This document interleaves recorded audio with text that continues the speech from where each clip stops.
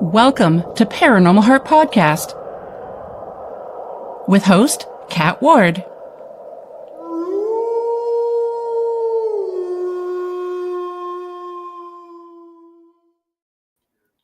Welcome, my friends, to Paranormal Heart Podcast. Tonight's segment is pre-recorded, streaming on United Public Radio Network 107.7 New Orleans and 105.3 the Gulf Coast.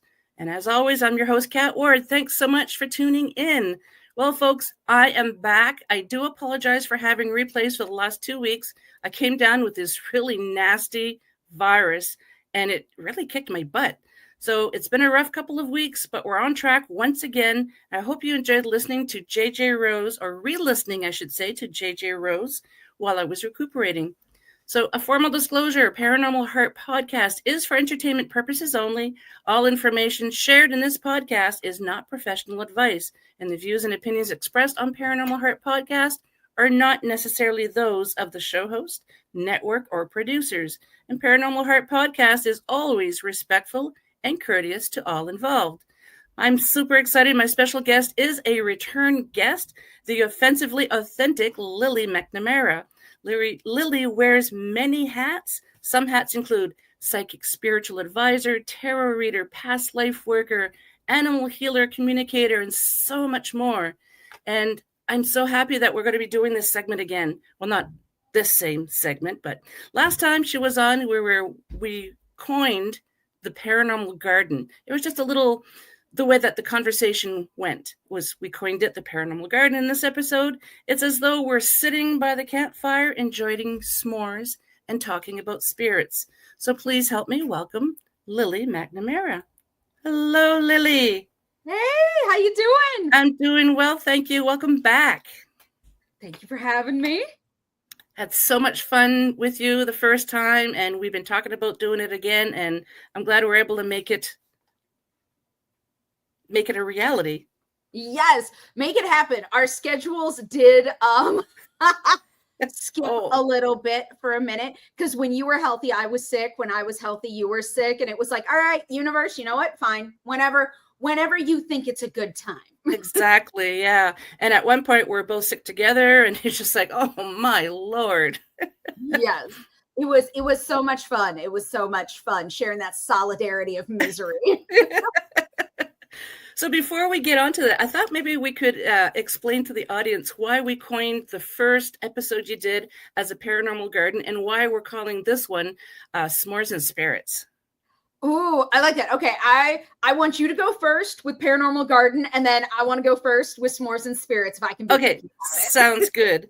So, as y'all know, when I first started the podcast, I used to think paranormal was just ghosts. And as I progressed with the show, I realized, no, it is ghosts, UFOs, cryptids. There's so many things, but it's still under the umbrella of paranormal. Kind of like when you have a garden, you can have flowers, you can have vegetables, you can have fruit, whatever. It's still a garden, but there's so many different aspects to it. And now for the S'mores and Spirits. Yes, because we love diversity, and a garden is diverse, and everyone can have their favorite, and the garden is still beautiful. Yes. So S'mores and Spirits, I was going to record this at a different location where they actually had a fire pit so I could have a s'more, because that's what I wanted.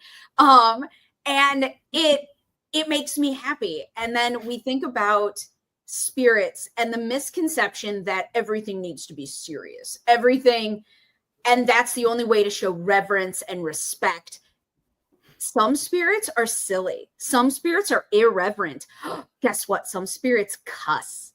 Oh my God. Yes, they do. Yes, they do. Some spirits from my talking to other people can get a little gropey too. So, yeah, just saying. And so it's broadening people's horizon and understanding of the behavior and attitude. And when we say spirits, specifically in this episode, it is ghosts and spirit guides and loved ones who have passed and ascended masters and all of that, because they all can have a sense of humor. Like, the idea that things need to be serious to be relevant is atrocious to me. Like, why limit the paranormal world? Like, it's kind of a different version of the paranormal garden. Like, why limit it to one thing? Like, why take away all the rest of the paranormal experience when you don't have to, and no one's forcing you to? Exactly. I've mentioned on the show before that I find when I was investigating, the team that we were with, we would get a lot more evidence if we were silly investigating, because it just changes the vibration. And, we'd usually always break into song. Like if we'd say, oh, I see a shadow, somebody would be singing me and my shadow. I'm sorry for that bad singing, just things like that. Somebody always breaks into song, and it's just an amazing thing.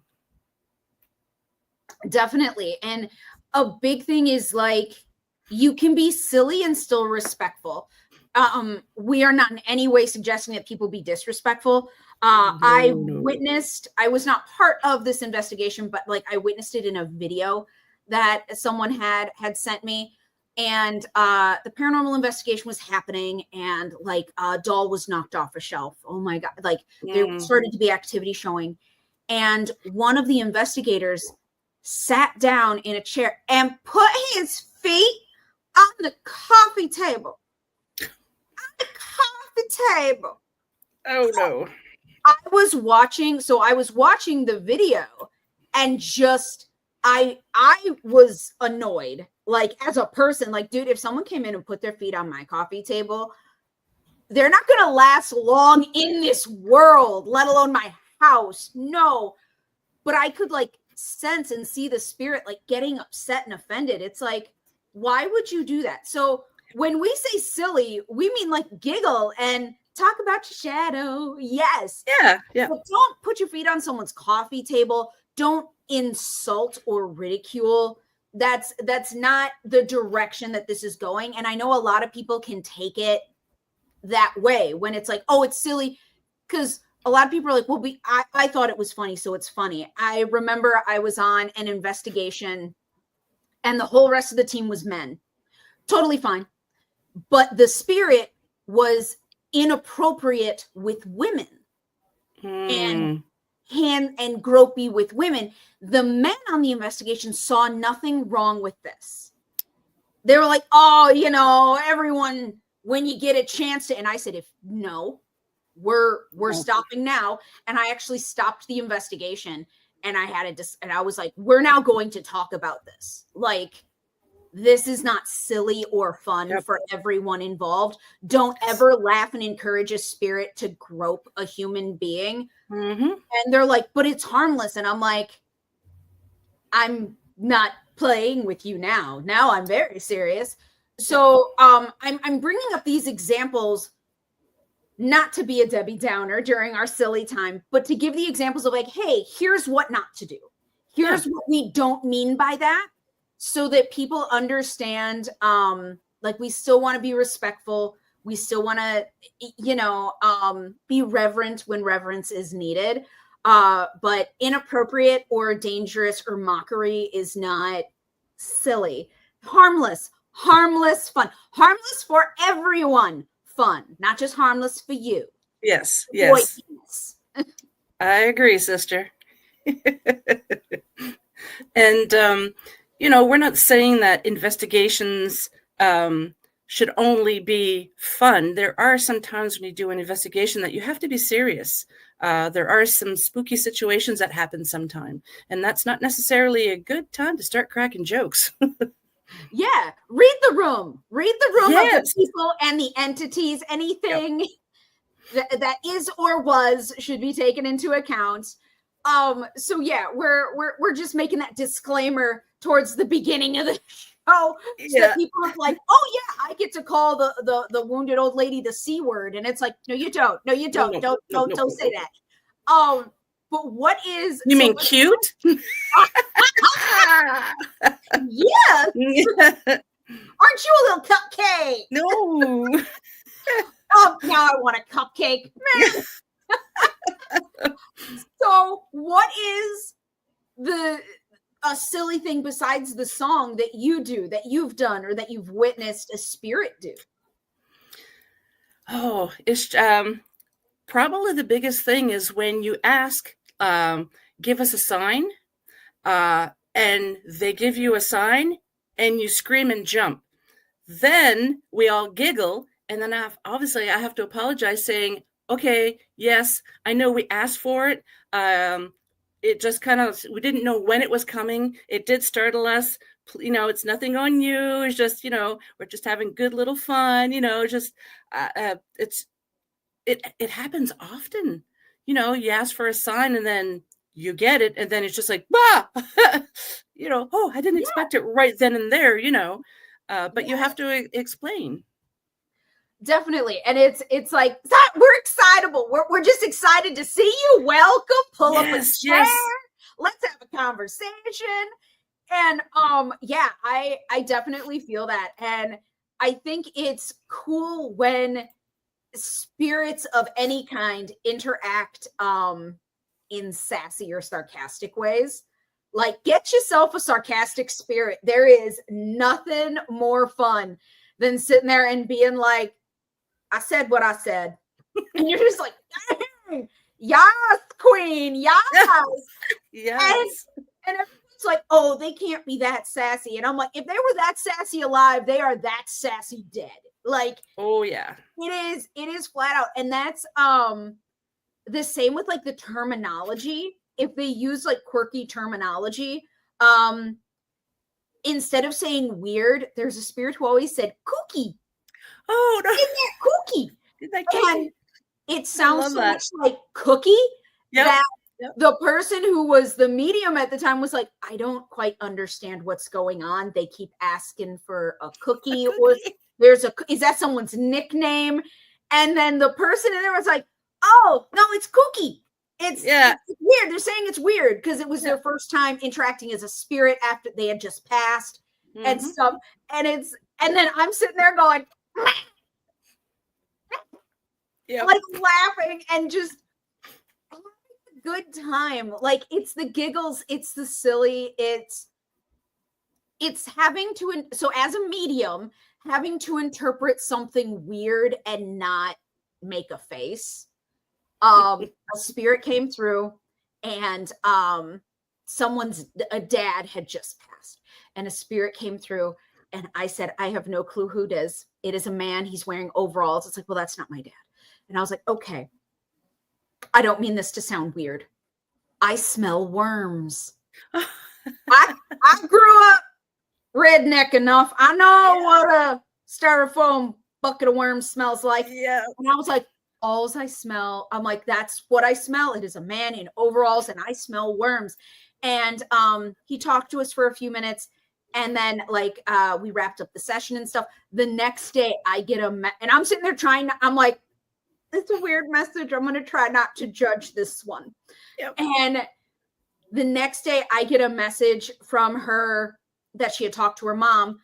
The dad who had passed, his best friend was a worm farmer who had passed before him.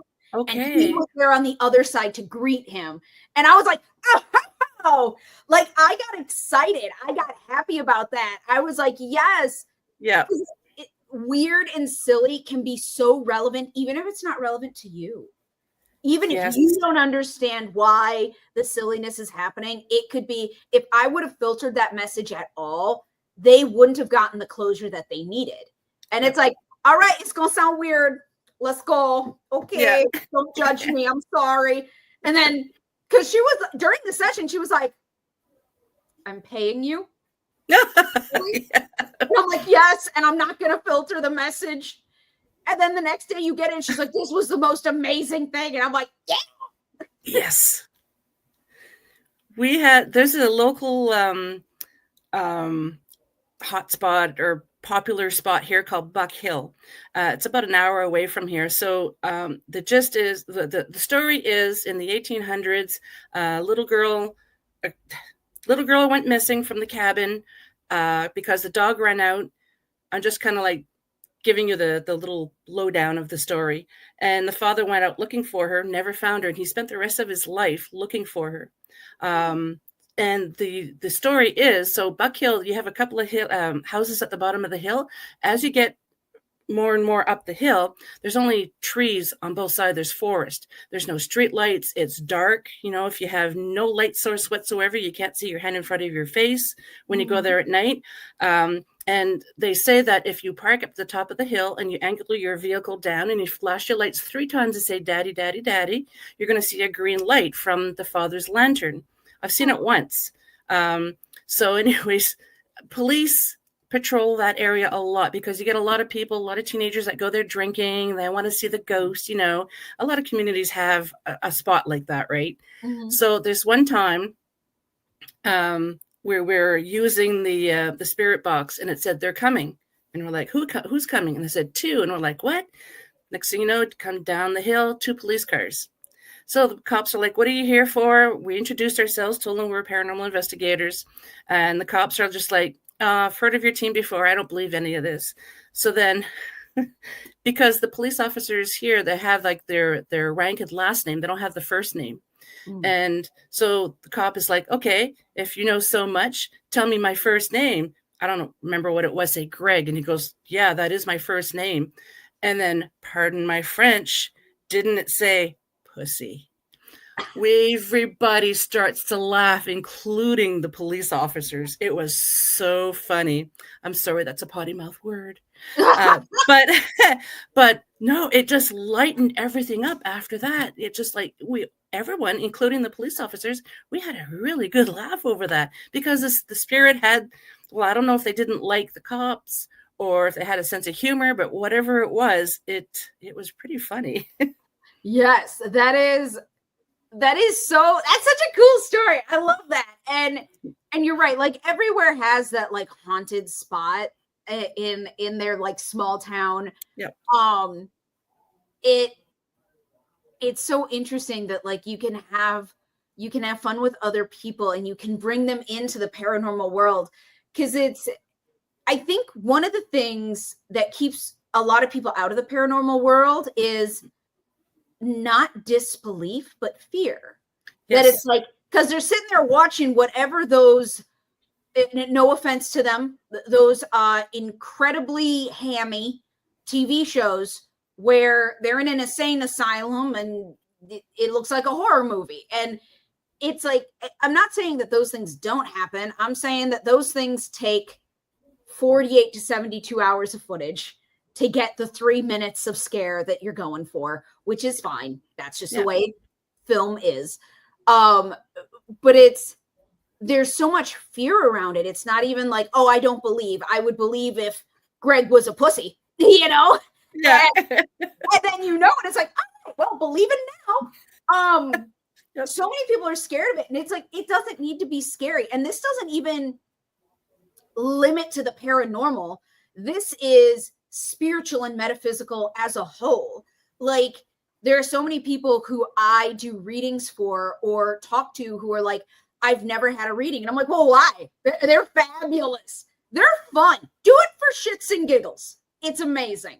Mm-hmm. And they say, what if I hear something I don't like? What if I'm scared? I'm scared. And it's like, you can set the intention that not that like, oh, I'm getting a positive reading that's going to tell me I'm going to win $1 million, but you can set the intention that it's like, it's a fluffy reading.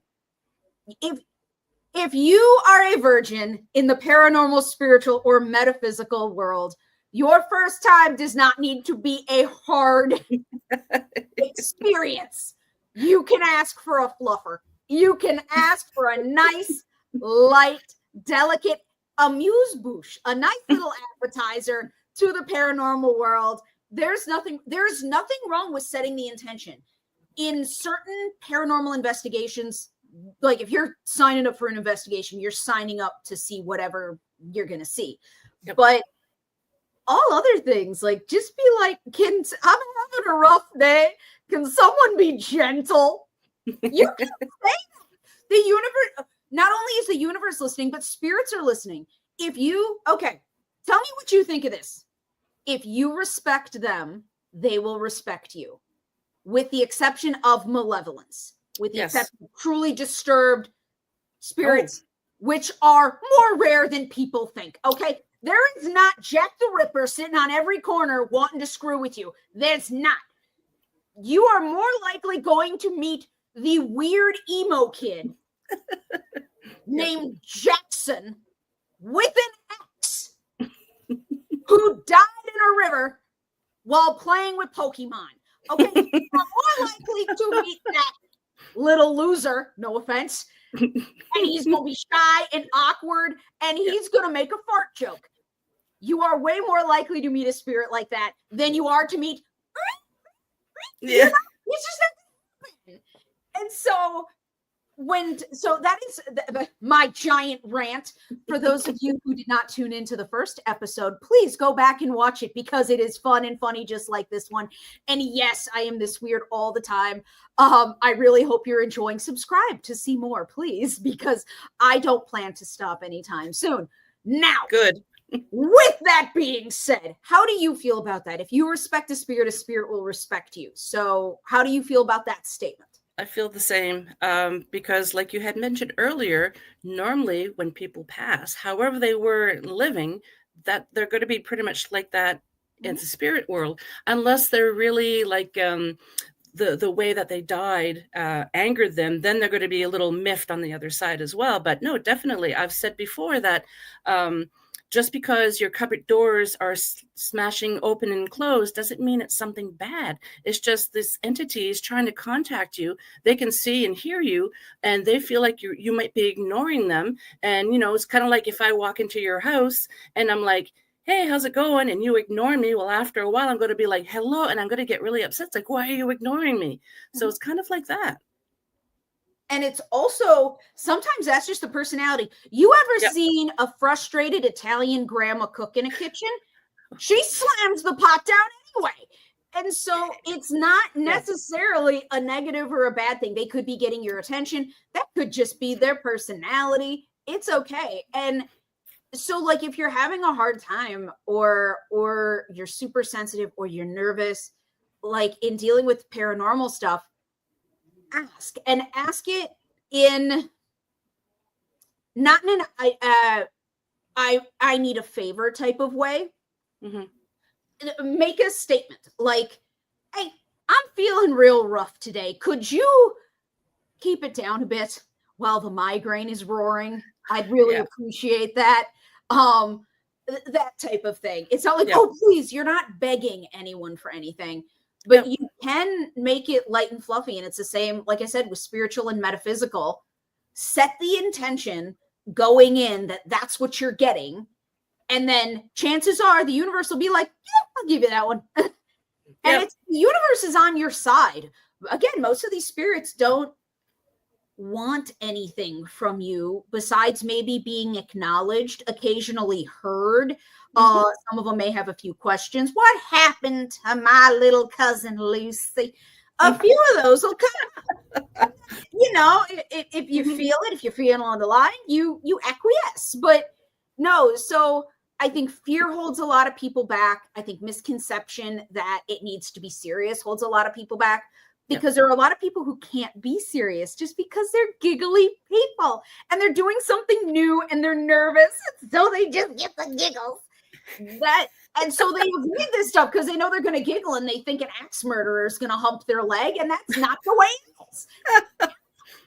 And like, okay, so here's an example that you will love. Oh my God. Okay. So I have a group and we do a ritual about every 4 to 8 weeks.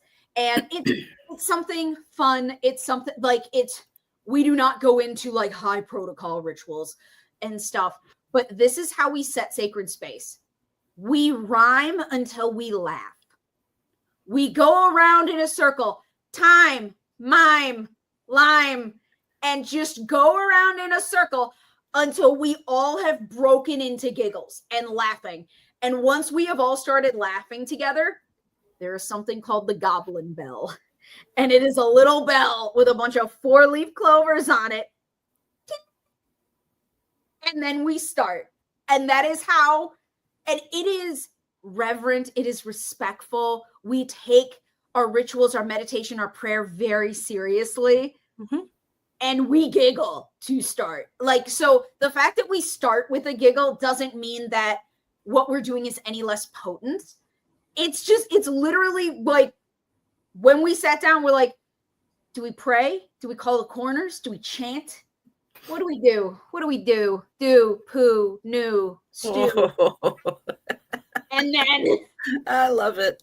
It happens. So that's an example of it. Like, it can still be serious, it can still be powerful, and we need to giggle to start. I like that.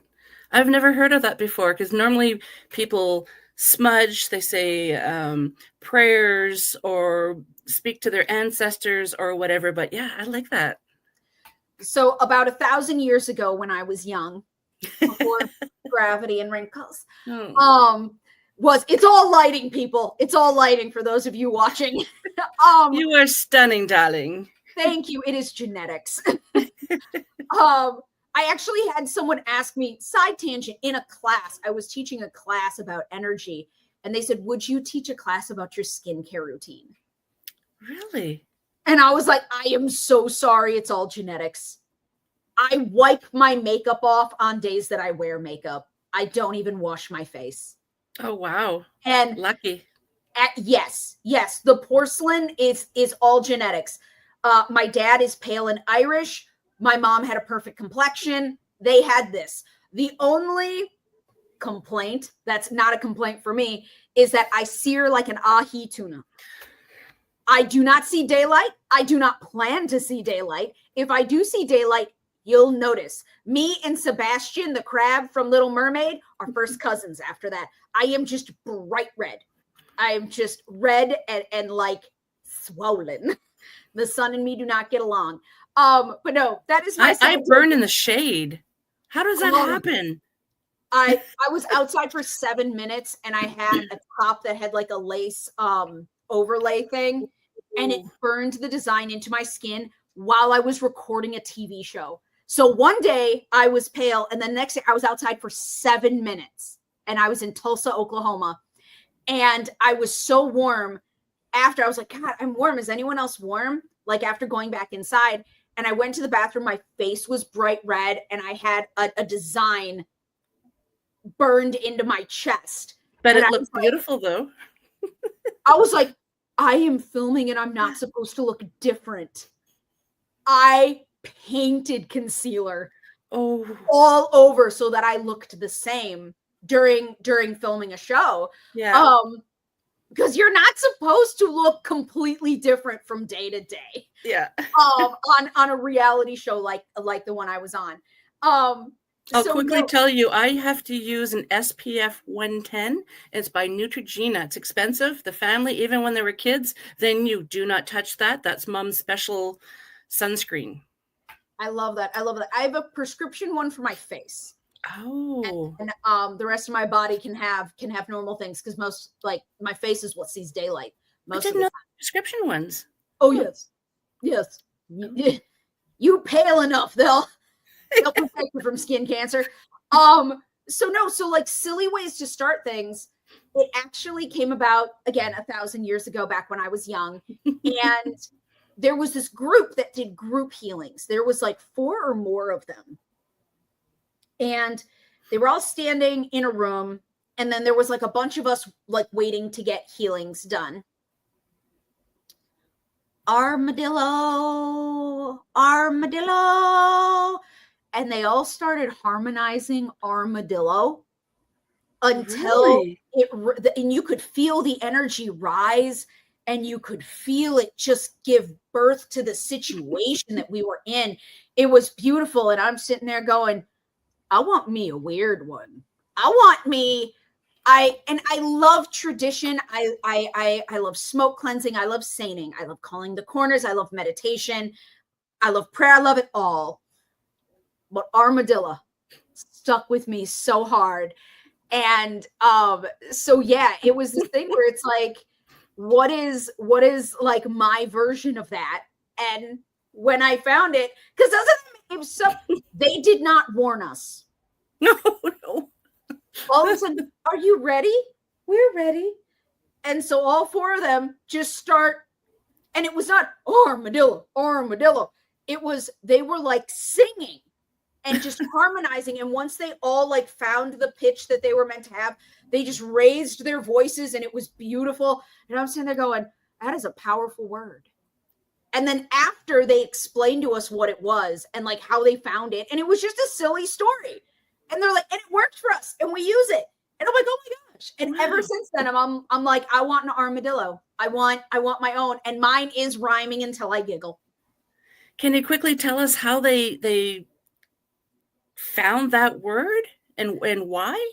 So it was super random. They were like, what?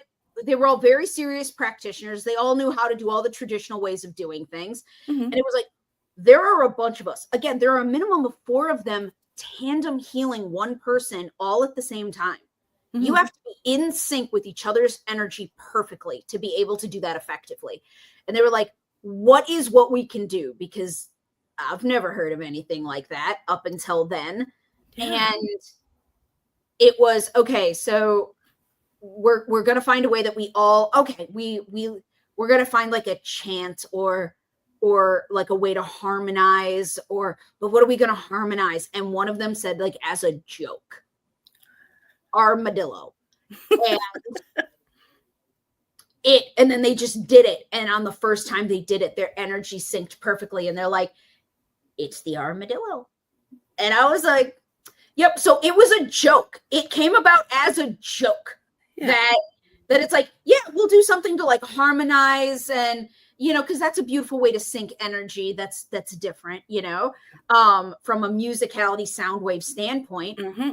And yep, it was a joke. So you can make jokes in the paranormal. You can make jokes in the spiritual and metaphysical. You can laugh and giggle because, yeah. And here's what I would like all of you to do. As you subscribe to Paranormal Heart Podcast, I want you to think of what your armadillo is. What, and it's just what makes you giggle. Like, and you can come up with it now and put it in the comments because we would love to know what it is. Please, yes, I would love to see that. Don't hog that. Don't be selfish. Let us giggle with you. But it's also to get you thinking of it in a different way. That it's, again, mine is rhyming until I laugh with the people I'm closest to. It can be harmonizing an armadillo. Oh my gosh, people dance like not nicely. Like, I want someone's to be the chicken dance or the Macarena. I really do. I want someone's like, I want someone's to be some silly little dance, and please post a video. Like, tag us, post a video. Yes, please. And these are just like examples of like it's fun. It's meant to be. There are so many things that are meant to be just fun and silly and ridiculous on like so many levels. And that's how I feel about it. So what you have, the shadow song, like I like that one. That one's cool. There've been other songs too, but I can't remember what they are. The shadow song always is the one that I remember. There's some other great songs too, but that was the best one. See, and whenever I think of shadow, I think of Peter Pan. Oh, okay, yep. Chasing his shadow, and then I'm like, oh yeah, I'll Peter Pan that. I'll get into that. I want to chase the shadow. I have to tell you this funny, embarrassing moment that I had during an investigation. And I know the listeners have heard this before, but we were doing an investigation. So there was myself and one of my teammates were in the basement, and everybody else is upstairs. And we walk into one bedroom, and I can't remember what it was that I ate, but I was a little gassy.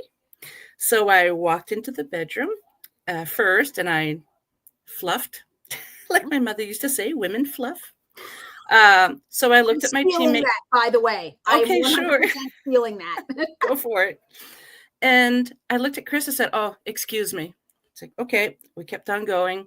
So we get into the hall. We go to the next bedroom.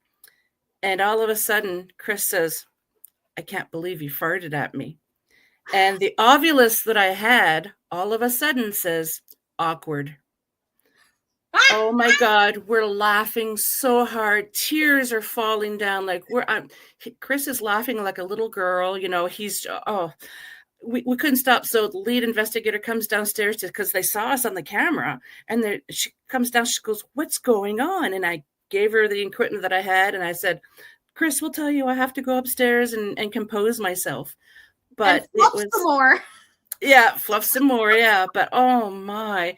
So it was a joke after that. Every time we did investigations, we're like, Kat, no more awkward moments, okay? Ha ha. But it was so funny. And then when I told that to the kids, because they were a lot smaller, and they said, Mom, that's really embarrassing. I'm like, honey, everybody does that on investigations at least once, but it just happened that somebody wanted to convey that was an awkward moment for me. And then that just, because I was a little embarrassed, but then once they said awkward, of course, everybody starts to laugh. Oh my, I'll never forget that. just breaks acknowledging it's awkward breaks the awkwardness up, and then it's funny. Yeah. And I think, like, you bring up a good point with the silliness and stuff. Embarrassment, people being embarrassed that they might get something wrong, or they might speak when they're not supposed to. I remember I was shamed once. Did I feel shame? No, but someone tried to shame me because I was wearing some cute boots, people. They were black. They were heeled, almost like combat boots, silver buckles, adorable. I had an ensemble going. An ensemble, yes. I looked great. I was going to be on camera. I wasn't going to waste that opportunity. And, but my footfalls were louder than the men's because, like, I was wearing a chunky heel. Mm-hmm. And I wasn't stomping my feet. I wasn't stomping around. But, like, so it's like, you have to walk softer. And it's like, I'm walking. Like, I'm not. So don't feel embarrassed if you walk a little heavier. Like, obviously, if it's meant to be silent, don't, like, kick the mud off your shoes. Yeah. But, like, everyone farts at some point. I have burped on so many microphones. So many. I am a burpy human. And it's this thing where if you are so worried about being embarrassed, you may miss the experience or miss something coming through on one of the machines because you're not paying attention to it because you're too worried that your feet sound too loud or whatever. So it's like, along with being silly, like, don't be embarrassed about giggling. Don't be embarrassed about burping. Don't be embarrassed about, I'm going to tell you something. It's going to rock your world, listeners. Rock your world. Not one spirit that I have met in my entire life. So I have seen spirits my entire life, and I've been doing this professionally for over 20 years. Now, one spirit gives a flying F what you wear. Wow. Dress for you and nobody else. So if you're like, oh my God, what if I'm dressed inappropriately or not professionally enough? I dress professional because I am a professional, and a lot of times I am on camera, and I want to look good on camera from all angles. Yes, I'm as shallow as a puddle, but I am proud of it, so it's okay. My face is my brand, people. But no, so don't be self-conscious in the paranormal community by what you wear, what you sound like, what you say. One, because you're going to miss so much of the opportunity. Yep. Two, because I promise you, we have all said dumber shit. I promise you, at the beginning, we were just as dumb, if not dumber. We were just as uneducated. We were just as klutzy. We were just as tripping over our words. We were just as little squeaks and pops came out of us every 2 seconds to everything. I remember, I call it the Christmas tree. I have no clue what it's actually called, but it lights up green and red. Yeah. Little circle that lights up green and red when a spirit touches it. The first time I saw that, because I love Christmas a lot, listeners, it's an obsession, and I'm okay with it. I lost my mind. Oh no.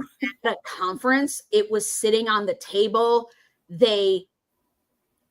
they told me what would happen, and still it lit up like Christmas, and I screamed. I was so excited.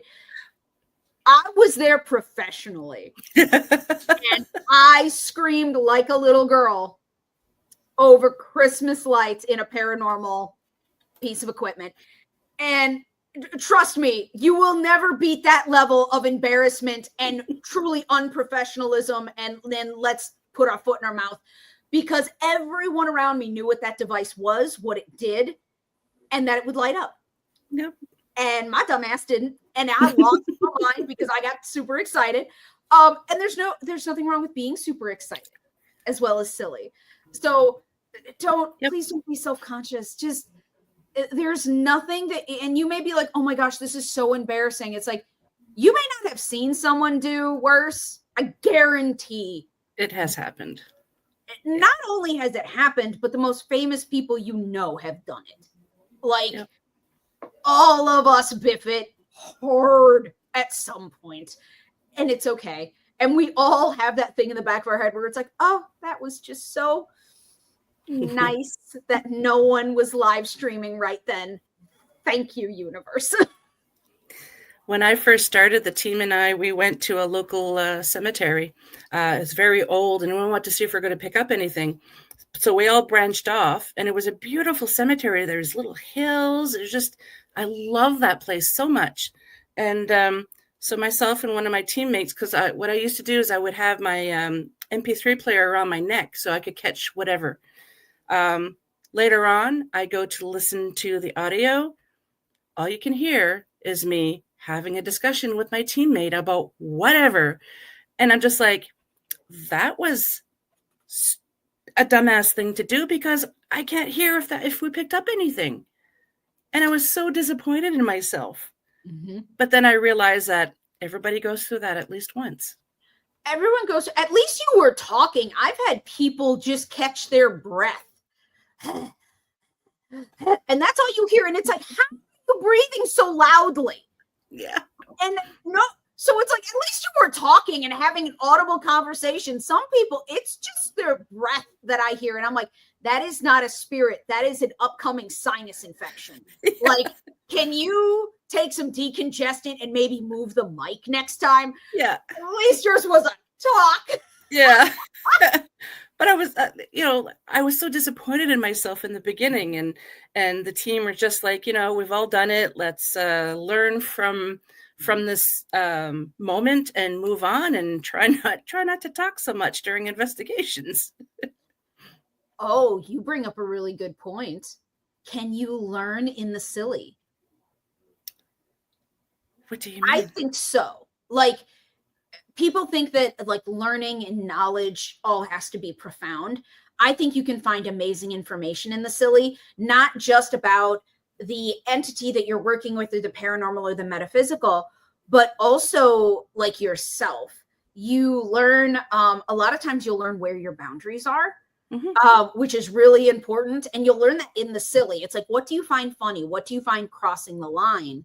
But also, like, you'll learn a lot about a situation, the energy of a house in the silly. Like, it doesn't have to be serious to be informative.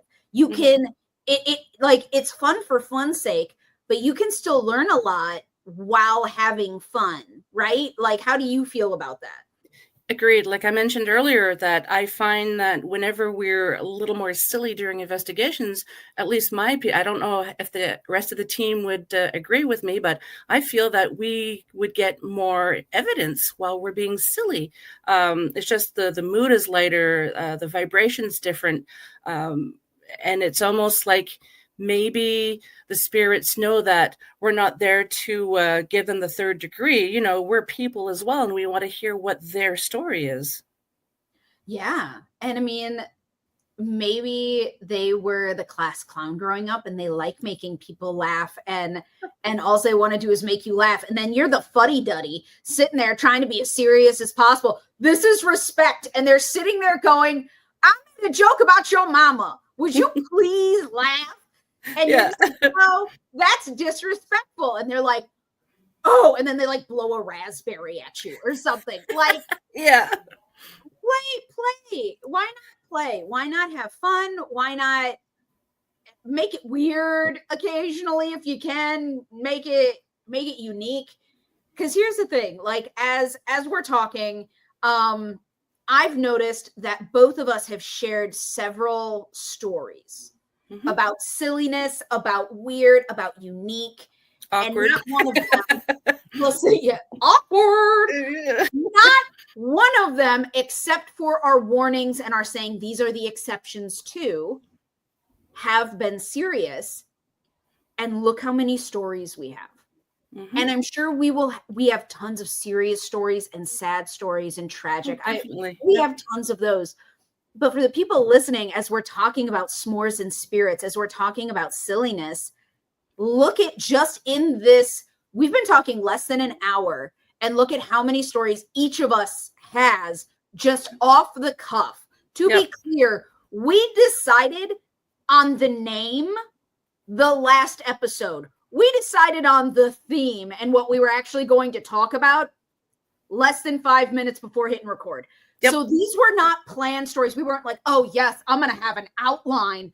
No, this is all improv, which also means every episode will be different. And so you have to tune in for the new stories too. Yeah. And it's this amazing thing that if you are just starting out, accumulate the stories, right? If you're comfortable, write them down, record them on a digital form so that you remember them. Because I don't know about you, but one of my biggest regrets is not recording more of my experiences as they happen, as they're fresh, because there's so many cool things that have happened to me in my life. Yeah. And then it's like, I don't remember them, or I don't remember them fully. And then you're missing out on so much of the experience. And so that's what I think people should do, just because it's a great way to catalog and look back at what you've learned and remember all the silliness. But also there will be things that you forget, that you don't know that you have forgotten, that are then lost forever in the black abyss that is your purse of the universe. And we've all got one, and we've all got something laying at the bottom that we will never find again. Yes, ma'am. Hey, maybe somebody will write a book on silly circumstances that happen during investigations. Yes. The silly spirits. Yes. The Silly Spirit Chronicles. Yes. S'mores, silliness, and spirits. Yes. See, it's all about fun, and it's all about the uniqueness that you get from it. It doesn't have to be serious. Oh, that's one more thing before we sign off, because I know we're coming to the end of our hour. All right, so here's another myth. And for those of you who do not know me, I hate myths. I think they should die in a ditch. Preferably beaten. Like, the vast, vast, vast majority of the time, nothing is profound. The heavens will not open up. The angels will not sing. The earth will not be changed. So a huge misconception is that everything must be profound. Even the silliness. If it's not the funniest thing that's ever happened, it doesn't count. A little giggle is just fine. A smirk is lovely. A chuckle, a chortle. Go for it. So I've come up against that a lot in my career, that whether paranormal, metaphysical, or spiritual, I will have a session with someone and they'll go, that's it? And it's like, well, what were you hoping for? It's like, I wanted you to change my life. Like, I wanted the secrets of the universe. And I'm like, okay, one, if you were worthy of the secrets of the universe would have told me to give them to you. So obviously someone's fallen a little short, just saying. No judgment, but you missed the bar. Two, lower your freaking expectations. Like, every paranormal interaction is not going to be the most epic thing ever. It's just not. And I'm getting passionate about it. Give me a minute. I'll calm down. I swear. Ooh, I'll calm down. Breathe. And because it pisses me off so much that people ruin the experience, ruin the knowledge that they're getting, whether from spirits or the universe or whatever, because it wasn't earth-shattering. The vast majority of the time in spirituality, you are getting confirmation and validation. And that's the same with a lot of like paranormal stuff. It's a lot of yes, no. You know, when you work with them, we are having a conversation here. The vast majority of the time, it is not a back and forth like this with a spirit or paranormal or anything like that. So if that is your expectation, learn to live with disappointment. Because it's not happening. How do you feel about that? Like, I'm obviously very passionate about this myth that everything needs to be profound, and I think it is ruining tons of experiences, but that's just me. I'm right. No. That's just me. No, I do agree. A lot of people go into readings and with this misconception, like you said, they're going to be the meaning of 42. And if anybody knows the Hitchhiker's Guide to the Galaxy, the number 42. Anyways, but yeah, that they're going to be told this, you know, where the family fortune is buried or whatever. But if you might not be meant to know that, you might only be meant to be told that, yes, Aunt Martha did cross and she wants to say that she loves you, or, you know, it's not always going to be an in-depth reading. Yeah, and it's sometimes, most of the time, basically all the time, there's no family fortune. There ain't nothing hidden for you. So be aware of that, please. If you're coming in like, they were millionaires and I know it, and they must have buried gold underneath a house somewhere in Alabama. No, just no. Like, that's not how it works, like, at all. And if there is, that's great. Yeah. And you want to know, I will tell you all a secret that will give you some of the best paranormal experiences you will have. Not many people use this technique. So exclusive for Paranormal Heart Podcast, here you go. Gratitude. You would be amazed at what you can do with gratitude. Be grateful for the little ahas. Be grateful for someone whispering to you. Be grateful for the cupboard slamming, because that was validation that there is a spirit around. Be grateful that you saw angel numbers. Be grateful. Just, and I don't mean you have to like fall down on your knees and pray, but like with the universe, I'm like, I saw what you did there. Thank you. Yeah. Yes.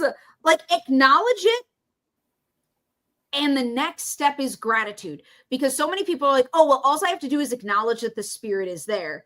And I'm like, well, yeah, that's part of it. But if you do the secret second step, chances are the universe and other spirits will notice that you are not a dickwad, and you will have more, better, larger experiences after that. But if you are not grateful for the crumbs, you are certainly not getting a 6-course meal from a spirit. They're going to, because the universe has to trust you. The spirits have to trust you. And so if you want genuinely fulfilling experiences, say thank you occasionally. Be appreciative.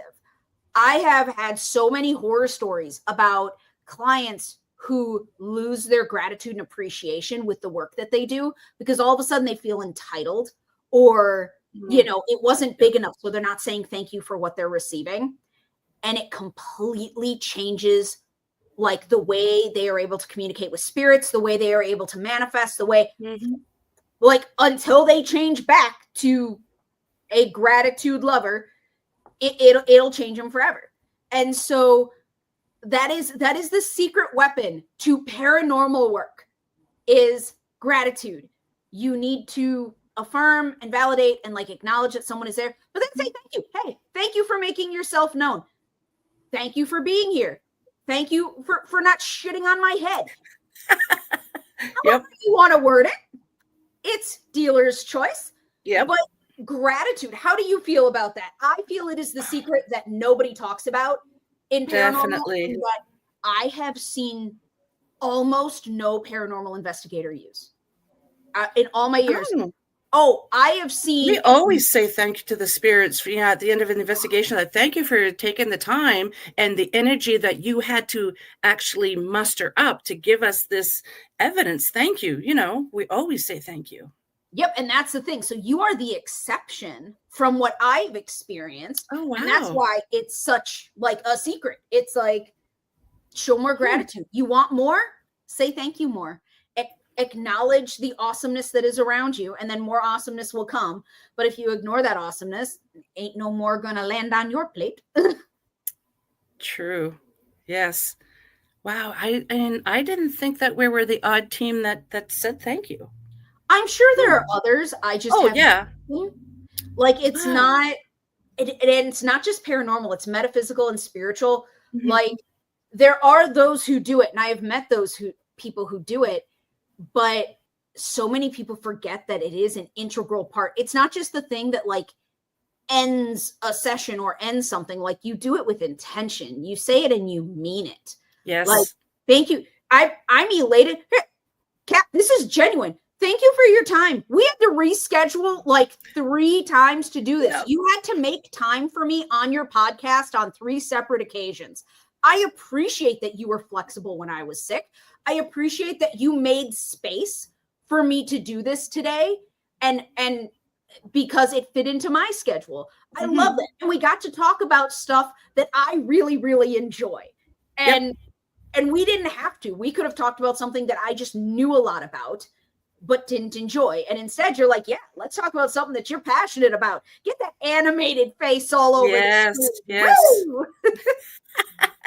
And I appreciate you as well for wanting to come back onto the show. And I mean, the first time that you were on the show, we just hit it off right away. Mm-hmm. It's like we've known each other before. It's like, hey, old friend, and I appreciate your time and energy and putting into the episodes that you've done with me. So thank you. Absolutely. We will meet in the garden for s'mores anytime. Yes, indeed. So before we sign off, could you tell the audience where they can find you? So my name is Lily McNamara. I am a psychic spiritual advisor, and I can be found at lilyofthelight.com and also across social media, Lily of the Light, because I wanted it all to be the same. Nice. Well, thank you again. I really appreciate you. Hang tight for a moment. I'm going to say bye to the audience, and then we can chat for a few minutes after if you're up to it. Absolutely. Awesome. I just love talking to you. So thank you so much, everyone, for taking the time, as I've mentioned before, to listen to the show. Thank you to my special guest tonight in UPRN 107.7 New Orleans and 105.3 the Golf Course. Remember, if you enjoyed the show, please support us by liking, subscribing, sharing, and commenting. And another way to help support the show is by grabbing some Paranormal Heart swag. If you'd like to pick up your very own Paranormal Heart Paranormal Heart podcast mug. I can't even say my own show name like this. Please drop me a message at paranormalheart13@gmail.com. Until next time, take care of each other and much love to you all.